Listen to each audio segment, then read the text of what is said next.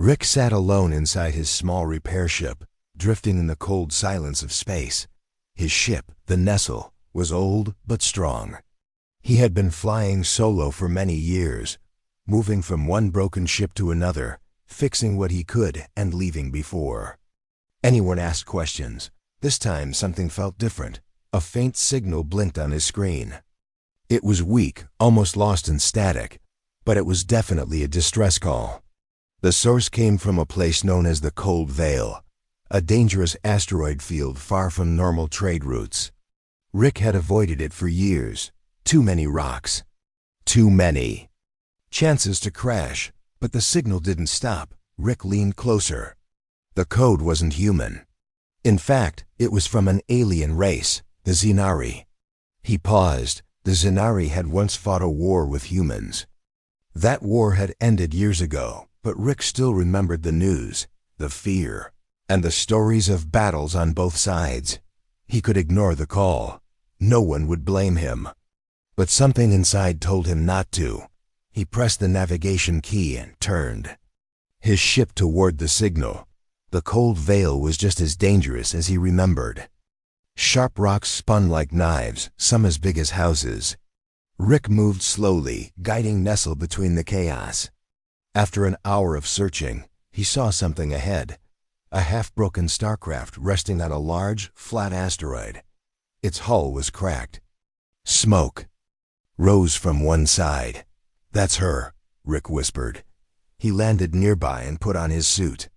The damaged ship was clearly Xenari-made. Long silver lines ran across its body like veins. The front was smashed, the wings bent. It looked like it had crash-landed hard. Rick stepped closer and used his tool to open the side hatch. The door groaned as it slid open. Inside, it was quiet. Emergency lights blinked red. There were wires everywhere, some sparking. He moved carefully, scanning for life. Then he saw her. A figure lay near the control seat. Slender, armored, breathing slowly. Her skin was pale with a light blue tone. Her dark eyes were closed. A Xenari. For a moment, Rick froze. Should he help her? Could she be dangerous? But then he remembered the fear in her signal, the weakness in her voice. She hadn't called for war. She had called for help. He reached down and checked her vitals, weak but alive. He carefully lifted her and brought her to Nestle. His medical unit was small but enough for basic healing. He connected her suit to his systems and let the machines do their work. She didn't wake up that day. For the next 2 days, Rick worked on her ship. He called it Starwing in his logs. He didn't know her real name. Her systems were mostly offline, but he managed to power a few parts. The fuel tank was nearly empty. The main thruster was broken. She must have been drifting for a long time before crashing. Rick spent hours cleaning debris and sealing cracks. He didn't speak much. He never did, not anymore. He remembered how he used to fix ships for people. He used to laugh. But then the accident came, the lost crew, the silence. Since then, he had been alone, fixing things for strangers, never staying long. But now the stranger was different. She had trusted his signal. She had no choice, maybe. But still, she had reached out. And Rick had answered. On the 3rd day, she woke up. Rick was tightening a panel when he heard a soft sound behind him. He turned and saw her sitting up, her eyes open, looking confused. She tried to speak, but her voice was dry. Rick walked over and gave her a water pack. She took it slowly. "Safe," Rick said, pointing to the walls. "You're safe here." She looked around, her eyes full of questions. Then she spoke, a soft, careful voice. "Why, help me?" Rick paused. He didn't know how to explain. He just shrugged and said, "You needed help." She looked at him for a long time, then nodded. They didn't speak much after that. She rested. He worked. But something small had changed. Rick began to explain what he was doing on her ship. He showed her the broken parts. She listened carefully, nodding now and then. Her name, she finally said, was Vila. She didn't tell much about Her past, Rick didn't ask. He understood silence. He had lived in it for years, but when Vila looked at the stars through his small window, Rick noticed the sadness in her eyes. The same sadness he carried. That night, Rick stayed awake for a long time, staring at her ship's broken frame. The engine would need days to fix. Maybe more, but something in him felt alive again, not because of the ship, because of her. Rick worked under the cracked wing of Vila's StarCraft, holding a small torch in one hand and a steel plate in the other. Sparks flew as he welded the damaged metal. His gloves were thick, his movements slow but sure. The air around the ship was quiet, filled only with the sound of tools clicking and metal groaning. A few meters away, Vila sat on a crate, wrapped in a light blanket Rick had given her. Her eyes followed every move he made. She hadn't spoken much since she woke up, but her eyes held questions, sharp, silent ones. She was still weak, but her body healed quickly thanks to Rick's med unit. She had begun to stand and walk short distances. She ate the food packs he offered, drank the clean water, and watched him work. Rick didn't talk either. He stayed busy. Fixing things was easier than talking. One morning, Vila stood and walked closer to him. She crouched beside the open panel on her ship, her fingers gently brushing the exposed wires. "You joined these wrong," she said in a calm voice. Rick looked at her with surprise. Vila pointed to a connection. "Red goes to blue here, not green." He frowned, then double-checked. She was right. A short silence passed. Rick nodded. "Thanks." Vila picked up a tool. Rick hesitated, then stepped aside. For the first time they worked together. At first, it was awkward. Vila moved with care, checking everything Rick had done. Rick didn't mind, her ship, her rules. She was smart, her hands were skilled. She understood her ship's design better than he did. Slowly, she corrected small things, and Rick began to learn. They started using hand signals when the translator failed. When that didn't work, they drew shapes and circuits on metal plates using chalk. It was slow, but they understood each other. One evening, Rick dropped a bolt and muttered under his breath. Vila looked at him. "You always talk to machines?" He gave a small smile. "They don't talk back," she tilted her head. "That's the problem." As days passed, something started to shift. They no longer worked in silence. Vila asked about Rick's tools, his ship, and the human repairs he had done before. Rick told her, slowly, about his travels. Not too much, just pieces. He mentioned fixing cargo ships, once helping a small family restart their engine core, and a mining crew whose drill had exploded. Vila listened. She didn't laugh, but her eyes softened. She told him that before the war, she studied mechanics. She wasn't a fighter by choice. She had only flown in battle once, and that was only to escape her own side. She called it a war of pride, not reason. Rick didn't ask more. He knew pain when he heard it. One night, while testing a small reactor unit, something went wrong. The unit sparked and hissed. A flash of fire lit the side of Rick's suit. He fell back with a shout, before he could reach for the fire control. Vila was already there. She pulled him away and hit the emergency shutoff. The fire went out. Smoke filled the air, and both of them coughed. Rick looked up, surprised. "You okay?" he asked. "I should ask you that," she replied, helping him sit. His hand was burnt, but not badly. He laughed a little. "Looks like you saved me." "You saved me first," she said simply.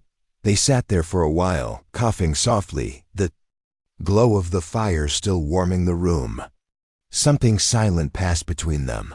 Not just thanks, but trust. After that, they became a team.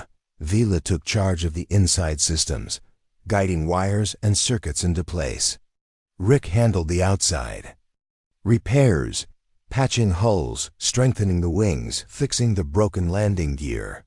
When one was tired, the other kept working. When one made a mistake, the other helped fix it. In the evenings, They sat together near a small heat lamp Rick had built. Sometimes they ate quietly. Sometimes Vila told stories, short ones, often about stars she had seen, planets she had visited, strange machines her people once made. Rick listened. He rarely told his own stories. But he laughed more now, even if only a little, Vila noticed. "You laugh like someone who forgot how," she said once. Rick looked away. Maybe I did. One night, the stars were clear above their heads. The dome above Rick's small base had a broken window, but it was good enough to see out. Vela sat beside Rick, their shoulders not touching, but close. "You don't ask me why I ran from my people," she said quietly. Rick stared at the stars. "I don't need to," she nodded. "They told us humans were wild, dangerous, but you're careful and kind." "I've been called dangerous," Rick said, his voice low. "Before the accident," Vila looked at him. "What accident?" He didn't speak for a while. Then he said, "I lost my team. My crew. We were repairing a station. One wrong move. I survived. They didn't." Vila didn't respond with words. She simply placed a hand on the floor between them. Close, not touching. An offering of quiet support. Rick didn't move, but he felt something inside him shift. Not pain, not guilt, not hope. The days in the cold vale passed slowly, but not silently anymore. Rick and Vila now worked side by side, their hands often moving in rhythm as they repaired her broken ship. The StarCraft, once just a wreck of metal and smoke, now had life inside it. Lights blinked, engines hummed. Circuits responded to touch. Vila had even given it a new name, Hopewing. Rick had smiled when she said it. It was the first time he had heard her voice carry warmth. They still didn't talk much about the past. Rick spoke little about Earth or the team he had lost. Vila didn't speak of her people's war or why she fled. But both understood one truth. Pain doesn't need to be spoken to be shared.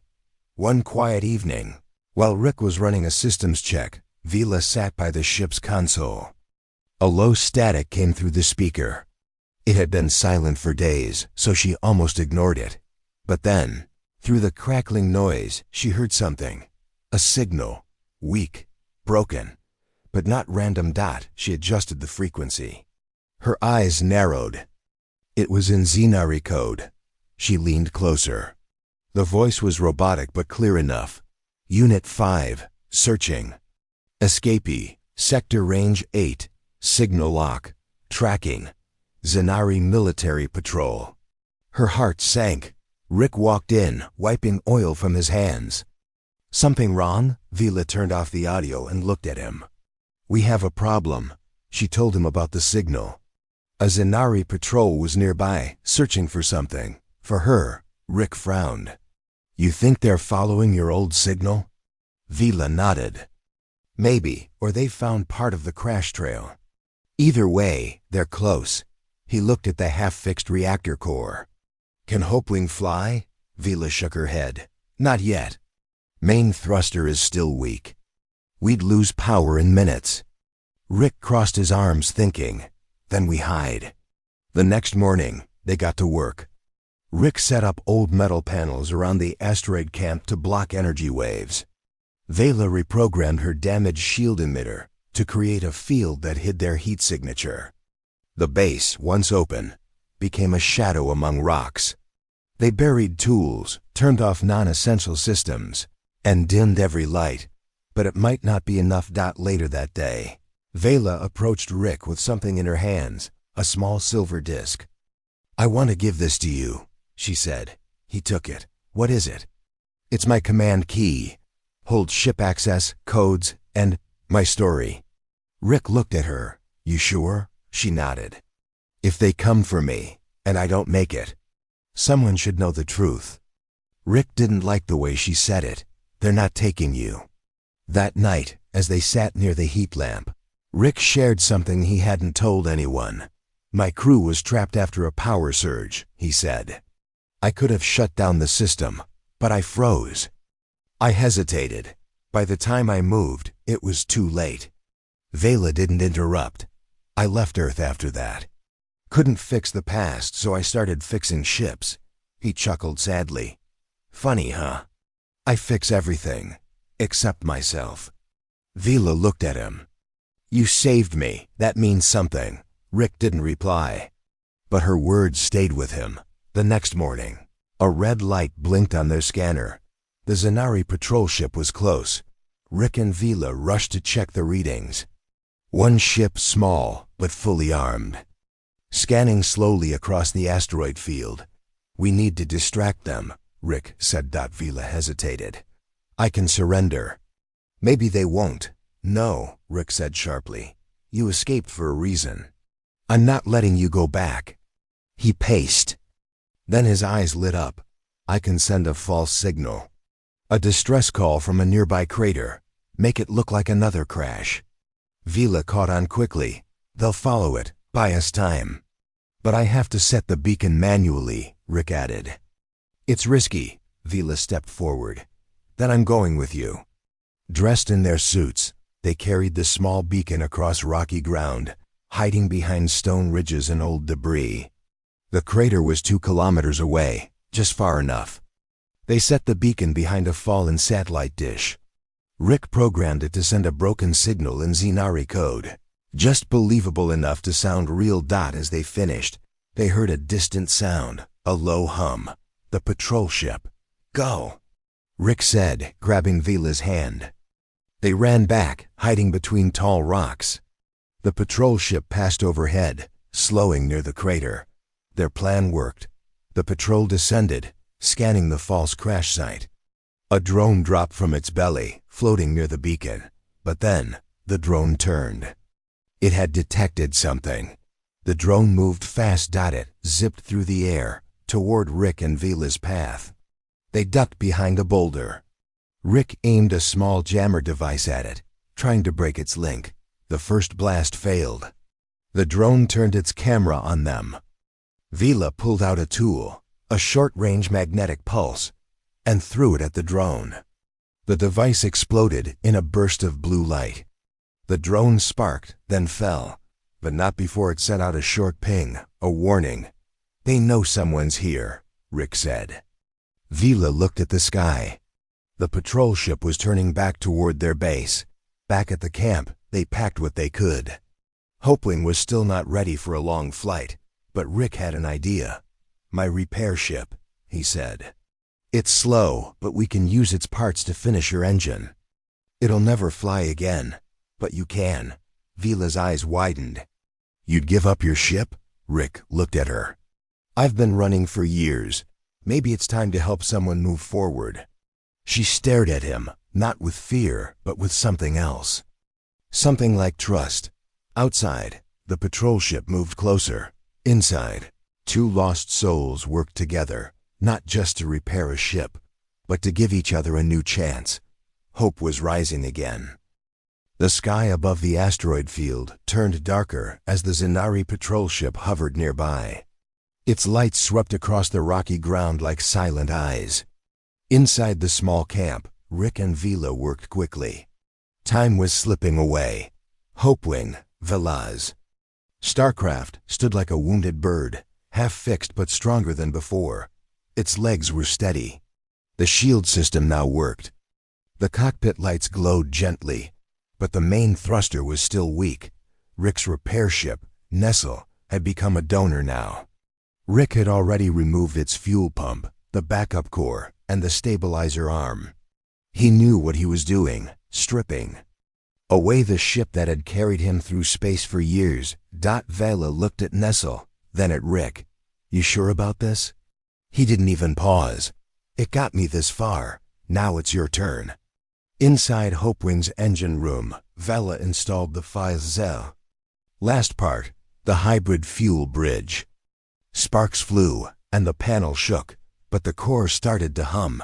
She smiled for a moment, a rare smile. It's working. Outside, Rick adjusted the scanner system. His small radar caught movement. The patrol's circling again. He called. Vela joined him, watching the screen. The enemy ship moved slower now. It had lost its drone, but it was searching more carefully. It would find the base soon, maybe in an hour. Rick leaned over the console. We need a plan. Fast.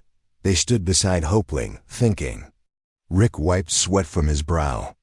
Vela glanced at her ship, then back at the scanner. If I fly alone, I can draw them away. Rick shook his head. Too risky. They'll catch you. Not. If I'm fast, she replied. Rick stepped closer. I didn't help fix your ship just to send you back into danger, Vela sighed. And I didn't come all this way to hide behind a rock. They looked at each other. The silence stretched. Finally. Rick spoke. What if we both go? Vela blinked. Hopewing's cockpit is made for one. Rick smiled slightly. You forget. I'm good at making things fit. Over the next hour, they rewired part of the control room. Rick moved the secondary flight panel from Nestle and linked it to Hopewing's rear console. It wasn't pretty, but it worked. Now he could control the weapons and shield from behind. While Vela flew. It would be tight, but they could escape together. Just as they finished, a sharp sound rang through the base, an alert tone. Vela rushed to the radar. The patrol ship was descending. They found the signal, she whispered. Rick looked outside. Dust lifted from the ground as the enemy ship lowered near the ridge. It would land soon. Time to go, he said. They grabbed their packs and loaded what little they could.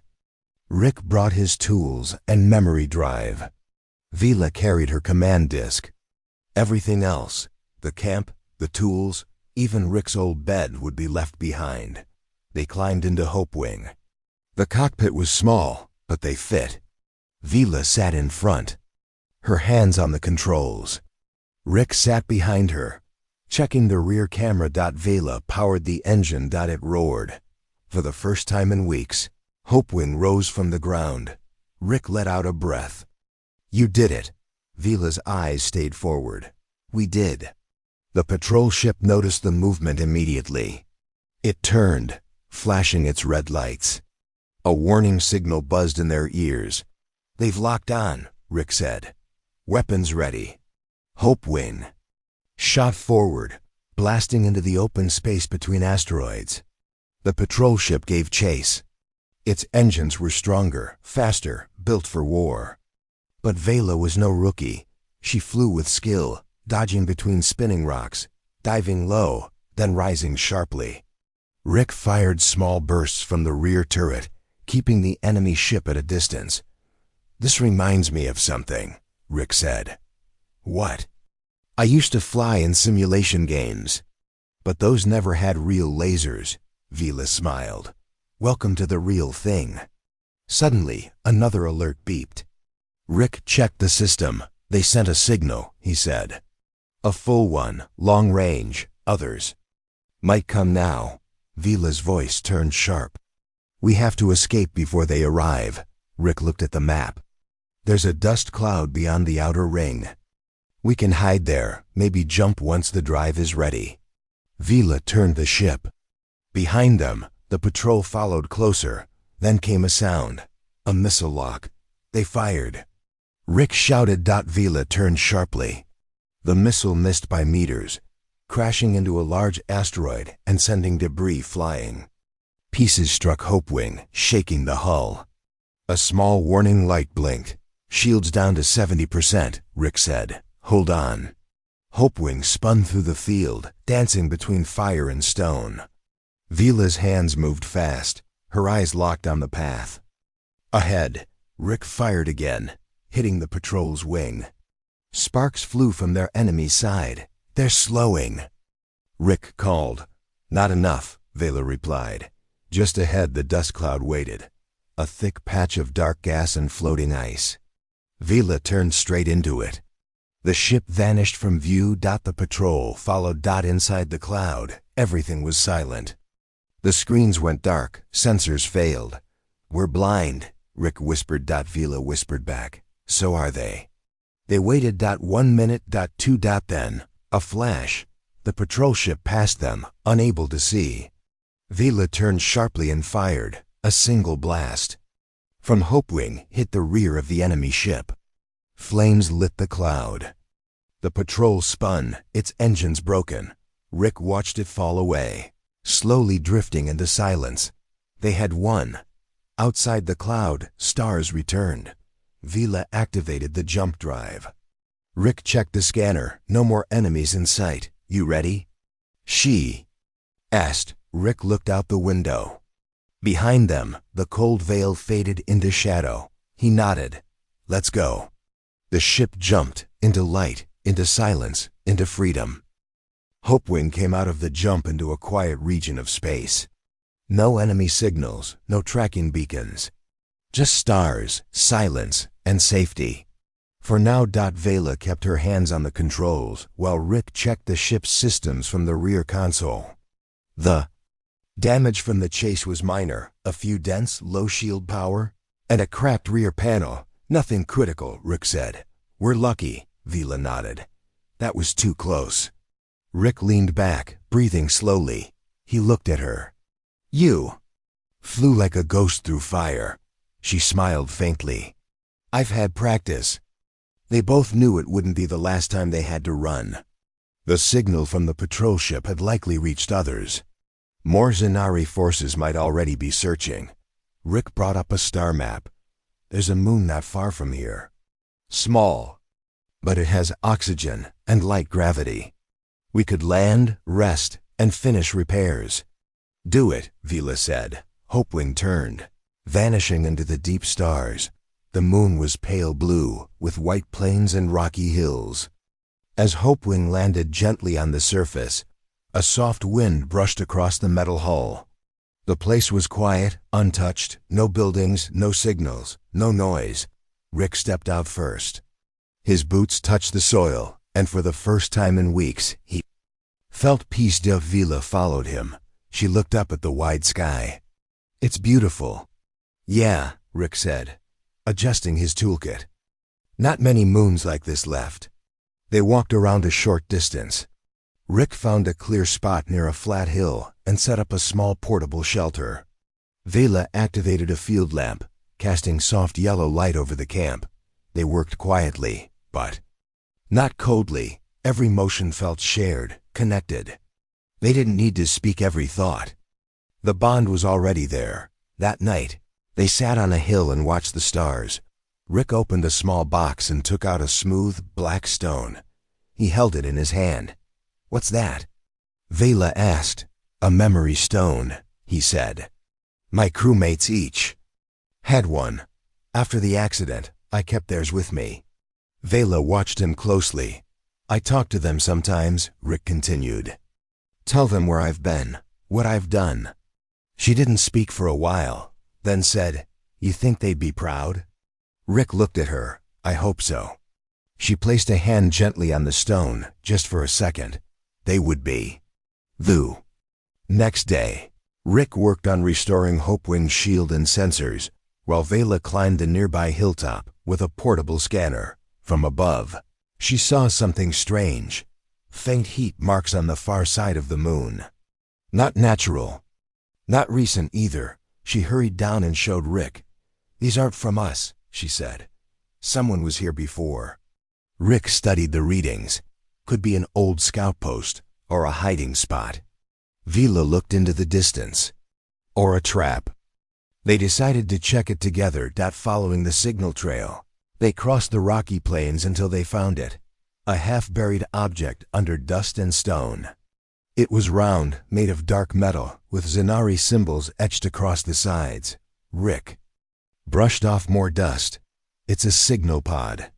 Dead, but not empty. Vila opened the hatch slowly. Inside was a black memory crystal and a burned-out transmitter. She picked it up carefully. This belonged to someone running from the Zenari, like me. Rick looked around. They didn't make it, did they? Vila closed the pod. No.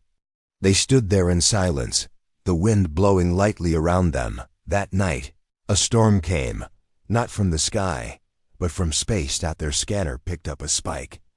An unknown ship entered orbit above the moon. Zenari? Rick asked. Vila checked the signal. No, not their frequency, but similar. The ship didn't contact them. It just hovered silently, scanning. Could be a bounty hunter, Rick sighed, or a hired scout. Looking for me, Vila guessed. They powered down all active systems and covered Hopewing with a signal-dampening tarp. They stayed inside the shelter, speaking in low voices. The ship passed slowly over them, its shadow stretching across the land. Then it stopped, right above their hill. They found the pod. Vila said. A beam of light shot down from the scout ship, scanning the pod they had uncovered earlier. The ship hovered, then released a drone. It's not attacking, Rick whispered. It's searching, Vila said. Tracking memories. Maybe voices left in the crystal. Rick thought fast. If it finds traces of your energy on that pod, it'll follow us. Vila nodded. We need to move, now. They rushed toward Hopewing. Vila powered it on quietly, while Rick packed the shelter in record time. The drone hovered in the distance, blinking. It hasn't seen us, Rick said. Vila's eyes stayed on the drone. Not yet. She lifted Hopewing off the ground in a low hover, using manual controls to stay under radar. The ship floated toward a rocky cliff. If they could get behind it, they could jump again. Suddenly, the drone turned. They saw us. Rick shouted. The drone flew toward them, and the scout ship followed. A warning signal lit up their dashboard. Shields up, Rick said. Vila turned sharply, pushing Hopewing forward. They climbed fast into the sky. Lasers from the scout ship rained down, hitting the rear hull. Shields holding at 50%. Rick reported. We just need 30 more seconds, Vila said. Hopewing flew between clouds of gas and thin rings of ice, avoiding fire. Rick sent out a burst from the rear cannon, distracting the drone long enough for Vila to reach jump range. Coordinates locked, she said. Ready? Always, Rick said. Hopewing jumped, leaving the moon, the scout ship, and the ghosts behind. On the other side of the jump, everything was calm again. Rick leaned back, heart pounding. That was too close.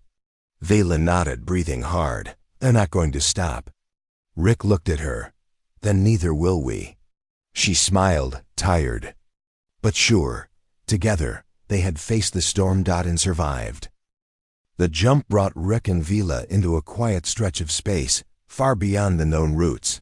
This region wasn't on most maps. It was filled with scattered debris, broken satellites, and old wrecks floating slowly in the dark. Hopewing moved carefully between the ruins. No signs of life, Rick said, checking the scanner. We might be safe here, for now. Vila stayed silent, her eyes focused on the stars outside the window. She had seen too much to believe in peace so easily. She finally spoke. We need a real plan. We can't keep running forever. Rick nodded, agreed. But first, we finish fixing Hopewing. Without a strong core and full shields, we won't survive the next attack. They landed on the side of a hollow asteroid. The inside was wide and empty, like a giant metal cave. Perfect for hiding. Inside the asteroid, Rick pulled out his tools, while Vila opened the rear panel of Hopewing. Their earlier battle had weakened the energy flow and damaged the left thruster. Rick looked at the cracked parts. We need something stronger. Not just repairs, upgrades. Vila frowned. From where? We've used everything we had. Rick pointed to the wrecks outside. We salvage. For the next few hours, they searched old ships floating near the asteroid. Most were long dead, trade ships, scouts, a few war drones. But inside them, they found pieces. Heat coils, shield plates, core boosters, and a still working energy converter. They brought the parts back, one by one.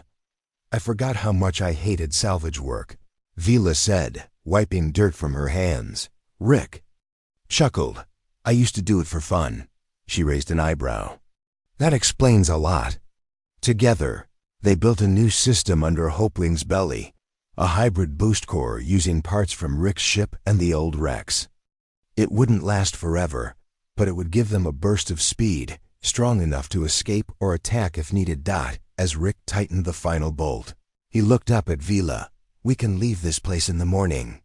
Vila didn't answer right away. She sat down beside the ship, looking up at the open asteroid ceiling. The stars were visible through cracks. "I've run so far," she said. "Sometimes I forget where I started." Rick sat beside her. "Where did you start?" She paused. "A planet called Selmaris. I used to fix ships like this one for the science fleet. I loved engines, not war." "What happened?" "My people wanted control. When I refused to build weapons, they called me a traitor. I escaped before they could silence me." Rick looked at her. "You didn't run. You stood for something." Vila gave a small smile. "And what about you?" "I lost everything in a mistake," Rick said. "So I ran." She shook her head. "You didn't run. You chose to help. You chose to fix. That's who you are." He looked at her, surprised by her words. For the first time, Rick felt that maybe, just maybe, he was more than the man he used to be. The next day, just as they prepared to leave, the silence broke. A warning blinked on the scanner. Multiple signals, fast, approaching. "Ships coming in," Rick said, eyes wide. 3, no, 4. Vila checked the signals. "Zanari." Rick looked at her. "They found us." Hopewind's systems were powered up quickly. Vela jumped into the pilot's seat. Rick sat behind her, ready at the turret. "They won't give us another chance," she said. "Then we don't give them one either." Rick replied. The Zanari ships entered the asteroid field like hunting wolves. Their lights shone through the dust. Their weapons were armed. Vila flew, Hopewing into the dark, dodging between rocks. Rick activated the new core boost, and the ship surged forward with new power. "Nice work," Vila said. "Let's make it count," Rick replied. One enemy ship opened fire. A bright beam shot past Hopewing, missing by a meter. Another blast hit the side. Hopewing shook, but shields held. Shields at 80%. Rick called. Vila dove low, slipping under a broken cargo pod. Rick returned fire, hitting one enemy ship's wing. The explosion was small, but the enemy fell back. "That's one down," Rick said. 3 to go. Vila answered. The chase continued through narrow spaces and sharp turns. Hopewing's engine screamed, pushed to its limit. Vila flew like she was part of the ship. Every move was fast and smooth. Rick had never seen anyone fly like that. Another enemy fired. Hopewing rolled to the side, avoiding the blast. Rick fired back, hitting its sensor dome. The ship spun, out of control, to left. But then, a strong hit struck Hopewing's left side. The new shield dropped to 40%. "We can't take more hits," Rick said. Vila gritted her teeth. "We don't run now." She flew straight toward a wide tunnel in the asteroid's core. The 2 enemy ships followed, firing nonstop. Rick set the rear turret to auto-track. "I have an idea. Get ready to boost." "What are you doing?" "Giving us an exit." He fired a special charge at the tunnel ceiling. Rocks began to fall. As the enemy ships flew in, Vela hit the booster. Hopewing shot forward. Behind them, the tunnel collapsed, burying the 2 ships in fire and stone. Silence. Then, only the hum of Hopewing's engine remained. Outside the asteroid, stars welcomed them again. Vila slowed the ship, hands still firm on the controls. Rick looked at her. "We made it." She nodded. "Because of you." "No," Rick said, smiling. "Because of us." They sat quietly for a moment, the stars shining softly around them. Now they had a ship. Now they had hope. Hopewing floated quietly in space, far from the last battle. The stars ahead seemed brighter now, the kind that promised freedom. Inside the ship, Rick and Vila sat in calm silence. The engine hummed softly, its rhythm steady, like a heartbeat that had finally found peace. Rick leaned back against the side panel, arms crossed. His hands were covered in oil and dust, but his face showed something rare, a quiet smile. Vila sat at the front, her fingers resting gently on the controls. She wasn't running anymore. Not right now. Not with him here. We're safe, Rick said, checking the long-range scanner. For now, Vila replied. Good enough, he said, standing slowly. They had traveled far from Zanari space, farther than either of them had ever gone. The last jump had brought them near a system with a small, bright sun and 5 quiet planets. No war, no ships, no signals. Just space wide and open. Rick pointed to the 3rd planet. That one has a breathable atmosphere. I say we land. Vila nodded. It's time to stop running. Even just for a while. Rick looked at her. You still want to be alone? She turned to face him. I used to think hiding was safety, but now I think healing needs space, not distance. He understood that too well. Hopewing entered the new planet sky gently. It was beautiful. Blue oceans, green islands, long silver clouds. They found a quiet valley between 2 hills. Near a lake with shining water. The ship touched the ground, like a leaf landing after a long fall. They stepped outside together. The air was warm and soft. The grass under their boots moved with the wind. For a long moment, neither of them spoke. Then Rick said, I never thought I'd find a place like this. Vila looked around. I never thought I'd trust anyone again. They both laughed, not loudly but real. The days passed slowly, peacefully. They built a small shelter beside the ship, using metal plates and solar panels. Rick grew a small garden near the lake using seed packs he had carried for years. Vela set up a scanner tower to watch the stars above, just in case. Sometimes they worked quietly, side by side. Other times they talked about old memories. Strange planets, people they had once known. One evening, Vela told Rick about her younger sister, who had loved painting the moons of their home world. I wonder where she is now, she whispered. Rick didn't answer. He just sat beside her, watching the firelight reflect in her eyes. One night, a weak signal reached their scanner. It wasn't Zanari. It was human. Rick opened the message. It was from a nearby trader ship asking if anyone needed supplies or repairs. They're 2 jumps away, he said. Vila asked, You want to contact them? Rick thought for a moment. Maybe, but not now. Vila looked at him. You're not going back? He shook his head. Not until you're ready. She didn't speak for a long time. Then she smiled. I think I will be, soon. The next day, Vila stood near the water, holding something in her hand, the memory crystal from the old pod they had found on the moon. It had survived, even after everything.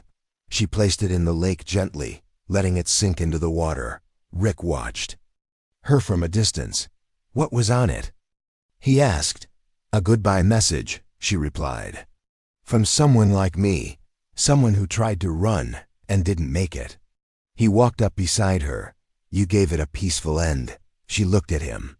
Maybe that's what we all need, an end and a beginning. Later that week, they painted new lines on Hopewing. Simple blue and white stripes, symbols of peace, freedom, and flight. Rick added one small thing, a handprint, just beside the entrance. Yours? Vila asked. He nodded. Left my mark. You should too. She smiled, pressed her hand beside his, and left a print. Now the ship carried more than just metal. It carried memories. One clear morning, Vila looked up at the sky. It's time, she said. Rick raised an eyebrow. Time for what? She nodded toward Hopewing. To fly again. Not to run, just to see what's out there. He stood slowly. Together? She smiled. I don't fly alone anymore. They boarded the ship, side by side. Rick sat behind, checking systems. Everything was ready. Clean fuel, strong shields, fresh power. The engines came to life with a deep hum. Hopewing rose from the green valley. Like a bird finally ready to spread its wings. As they rose higher, The clouds opened, and the stars welcomed them once again. Rick looked out the window and whispered, "The sky, it's new." Vila glanced back at him. "And so are we." Together, they flew into the stars, not as broken souls, but as two hearts repaired by trust, kindness, and quiet courage. And in the deep silence of space, they left behind the past and began a new journey.